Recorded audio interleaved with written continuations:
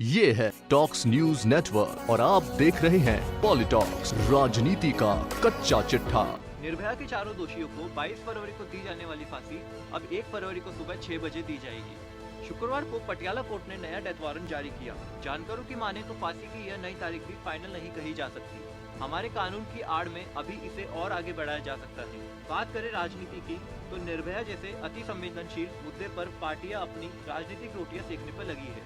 क्योंकि मामला दिल्ली का है और दिल्ली में ही अगले माह चुनाव होने हैं, तो ऐसे में राजनीति ने इस मुद्दे को अपनी चपेट में ले लिया है। निर्भया के दोषियों की फांसी में देरी को लेकर बीजेपी और कांग्रेस एक दूसरे को कटघरे में खड़ा करते हुए राजनीति करने का आरोप लगा रही है। इस संवेदनशील मुद्दे पर राजनीति की शुरुआत बीजेपी की केंद्रीय सरकार में केंद्रीय मंत्री प्रकाश जावड़ेकर ने की। जावड़ेकर ने फांसी में देरी के लिए आम आदमी पार्टी की दिल्ली सरकार को इसका जिम्मेदार ठहराया। तो वही आम आदमी पार्टी के अनुसार पुलिस प्रशासन और गृह मंत्रालय केंद्र के हाथों में है, इसलिए बीजेपी इसके लिए जिम्मेदार है।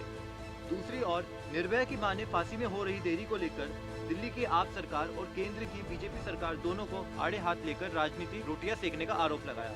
निर्भया की मां आशा देवी ने दोनों पार्टियों पर तंज कसते हुए कहा कि जो लोग 2012 में हाथ में तिरंगा लेकर इंसाफ के लिए सड़क पर उतरे थे, आज वही राजनीति के लिए निर्भया के दोषियों की फांसी टाल रहे हैं। कोई कह रहा है कि दिल्ली सरकार फांसी में देरी कर रही है, तो कोई कह रहा है दिल्ली पुलिस हमें दे दो। आज ये लोग अपनी राजनीति के लिए निर्भया को इंसाफ देने की बजाय राजनीति कर रहे हैं। आशा देवी ने कहा, पीएम नरेंद्र मोदी 2014 में चुनाव से पहले नारे लगाते थे, बहुत हुआ नारी का वार, अब की बार मोदी सरकार। मैं प्रधानमंत्री से पूछना चाहती हूँ कि मेरी बेटी को कब इंसाफ मिलेगा।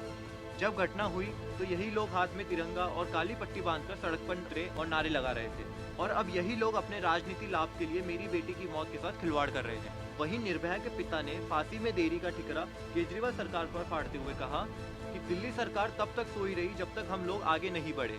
आखिर दिल्ली सरकार ने जेल अथॉरिटी से पहले क्यों नहीं कहा था कि आप फांसी के लिए नोटिस जारी करो।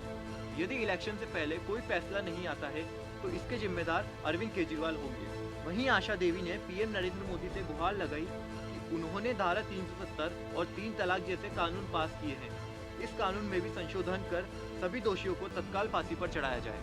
वहीं इस मुद्दे पर प्रकाश जावड़ेकर ने चुनावी रोटी सेकते हुए दिल्ली की केजरीवाल सरकार को फांसी टलने का कसूरवार बताते हुए कहा कि महिला अपराध के मामले में आप सरकार असंवेदनशील है। उन्होंने पिछले 2.5 सालों में दया याचिका दायर करने के लिए दोषियों को नोटिस क्यों नहीं दिया, जबकि सुप्रीम कोर्ट ने 2017 में ही दोषियों की अपील को खारिज करते हुए मौत की सजा सुनाई थी। अगर सरकार 1 सप्ताह के अंदर सभी दोषियों को नोटिस जारी कर देती तो उन्हें अब तक फांसी हो चुकी होती। केंद्रीय मंत्री प्रकाश जावड़ेकर ने आप सरकार पर दुष्कर्मियों और हत्यारों के साथ खड़ा होने तक का आरोप लगा दिया। वहीं भाजपा पर पलटवार करते हुए दिल्ली के डिप्टी सीएम मनीष सिसोदिया ने कहा कि जावड़ेकर का बयान सुनकर दुख है। केंद्र सरकार में एक मंत्री इतने संवेदनशील मुद्दों पर इतना बड़ा झूठ बोल रहे हैं। उन्होंने भाजपा नेताओं को घेरते हुए कहा कि पुलिस प्रशासन, गृह मंत्रालय और तिहाड़ के महानिदेशक की नियुक्ति सब कुछ आपके हाथ में है, और आप कह रहे हैं कि दिल्ली सरकार फांसी में देरी के लिए जिम्मेदार है। इस कड़ी में बीजेपी सांसद मीनाक्षी लेखी ने कहा कि इस मामले में सरकार का असली चेहरा सामने आ गया है। तो पलटवार करते हुए आप पार्टी के राज्यसभा सांसद संजय सिंह ने कहा कि दिल्ली की कानून व्यवस्था एवं पुलिस पूरी तरह से केंद्र में आसीन भाजपा सरकार के हाथ में है। निर्भया के दोषियों की फांसी में जो भी विलंब हो रहा है, इसके लिए सीधे तौर पर बीजेपी की केंद्रीय सरकार जिम्मेदार है। शुक्रवार को दोषी मुकेश के दया याचिका को राष्ट्रपति ने खारिज कर वापस भेज दिया। इससे उसके बचने के सभी रास्ते बंद हो गए। विनय की प्यूरेटिव पिटीशन पहले से ही खारिज हो चुकी है, हालांकि उसके पास मर्सी पिटीशन का रास्ता बचा हुआ है। इस मामले में अन्य 2 दोषियों अक्षय और पवन ने अब तक न तो प्यूरेटिव पिटीशन दाखिल की है और न ही मर्सी पिटीशन। वहीं पवन ने हाईकोर्ट के एक फैसले को सुप्रीम कोर्ट में चुनौती दी है।